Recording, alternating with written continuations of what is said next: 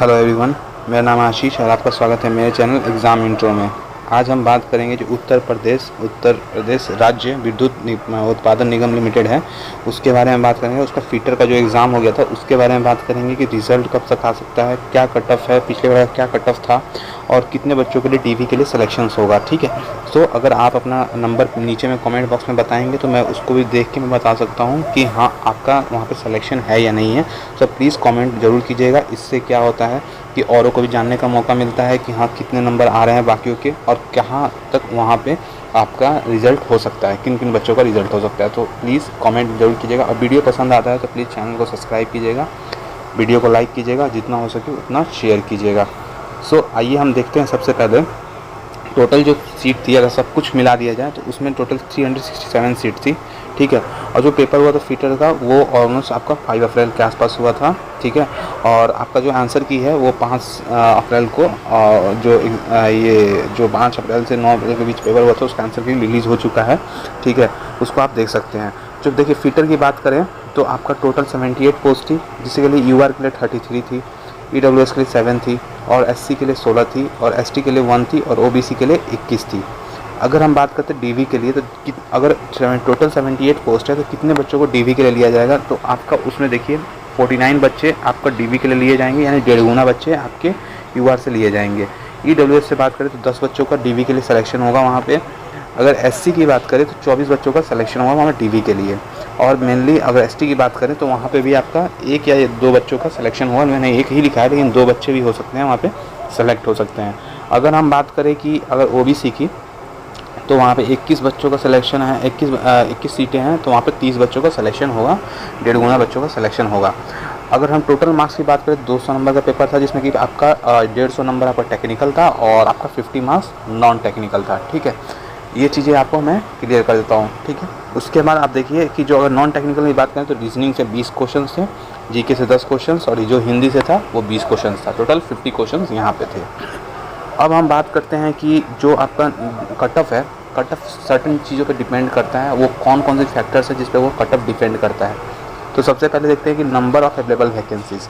आपका 78 total vacancies थी, 78 total vacancies थी, तो उस पर भी डिपेंड करता है। और आपका अगर टफनेस लेवल ऑफ एग्ज़ाम का क्या लेवल था टफनेस का, उस पर भी डिपेंड करता है। कितना टफ पेपर था उस पर भी डिपेंड करता है। उसका डिपेंड करता है कि टोटल एप्लीकेंट जो अप्लाई किए थे रिटन एग्ज़ाम में कितने थे। मान लीजिए कि आपका 78 सीटों पे लगभग 1 लाख बच्चे या 80,000 बच्चे और जो भी 50,000 के आसपास है वो अप्लाई करते थे, तो उस पर क्या होता है, उससे हम लोग जो लेवल होता है वो हमें चेंज हो जाता है कट ऑफ का, क्योंकि वहाँ पे बच्चे के नंबर ऑफ़ कैंडिडेट्स ज़्यादा होते हैं और किसी न किसी के जो नंबर हैं वो अधिक आ ही जाते हैं, तो सीटें कम होती हैं, तो उसके कारण क्या होता है कि कट ऑफ को ऊपर जाने लगता है। ठीक है, ऊपर की तरफ मूव करने लगता है। उसके बाद हम देखते हैं कि जो नंबर ऑफ़ कैंडिडेट क्वालिफाई किए थे टेस्ट में वो कितने थे। मतलब अगर मान लेते हैं कि आपका जो कैटेगरी है सर्टेन कैटेगरी, उसमें कितने बच्चों ने क्वालिफाई किया है, कितने बच्चे एग्ज़ाम दिए हैं, तो ये इस चीज़ पे डिपेंड करता है। मान लीजिए आप एससी से हैं तो उसमें कितना कंपटीशन है, एसटी से हैं तो कितना कंपटीशन है, ईडब्ल्यूएस ओबीसी से कितना कंपटीशन है। क्योंकि जनरल सीटों पे ही कंपटीशन ज़्यादा होता है, बट एसटी एसटी के लिए सीटों पे और या ओबीसी ईडब्ल्यूएस की सीटों पे वो रिज़र्व है, तो उसमें उन्हीं बच्चों का वहाँ पे सिलेक्शन है। तो उसके बाद हम देखते हैं कि जो लास्ट ईयर कट ऑफ है उससे भी बहुत सारा चीज़ें हमें पता चलता है कि कितना कट ऑफ गया जा सकता है इस बार। ठीक है, क्योंकि ड्रास्टिक चेंज नहीं आता है, हाँ little with ups and down आ जाता है, सो उससे भी हमें बहुत ज़्यादा आइडिया मिलता है।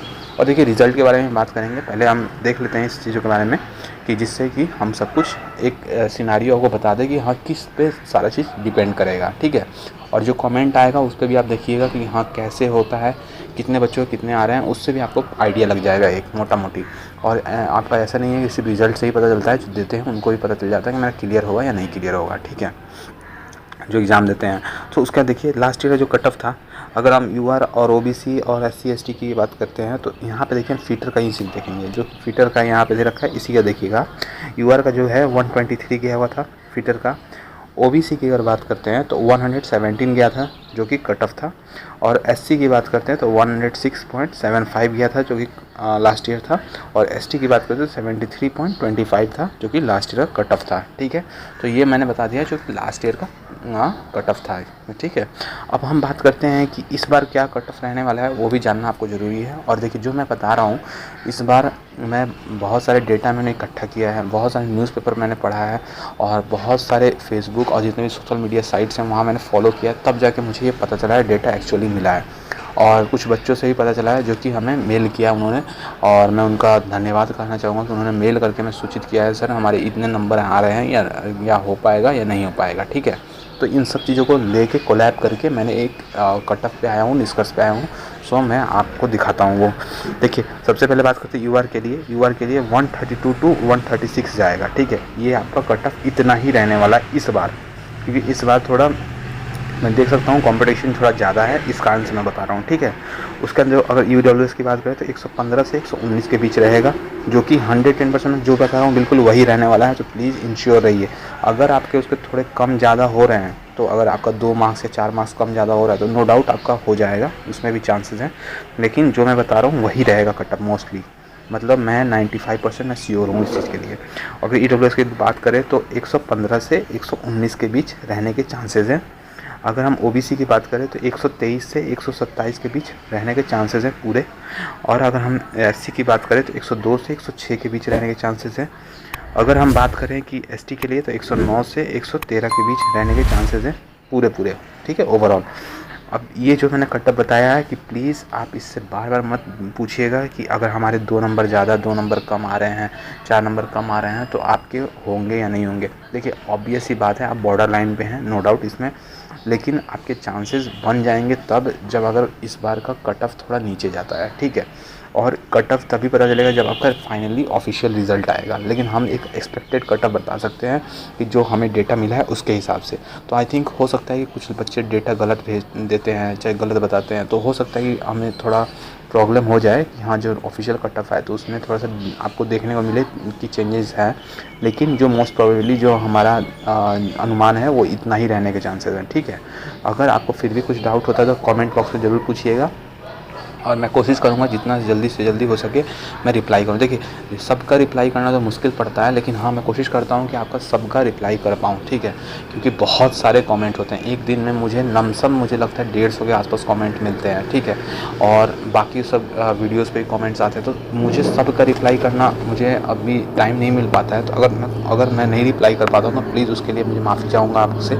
अगर आप देख पा रहे हैं मेरे वीडियोज़ को तो आप प्लीज़ आप खुद कैलकुलेशंस कर लीजिए कि कितना जा रहा है, लेकिन मैं कोशिश करूँगा सबका रिप्लाई करने के लिए।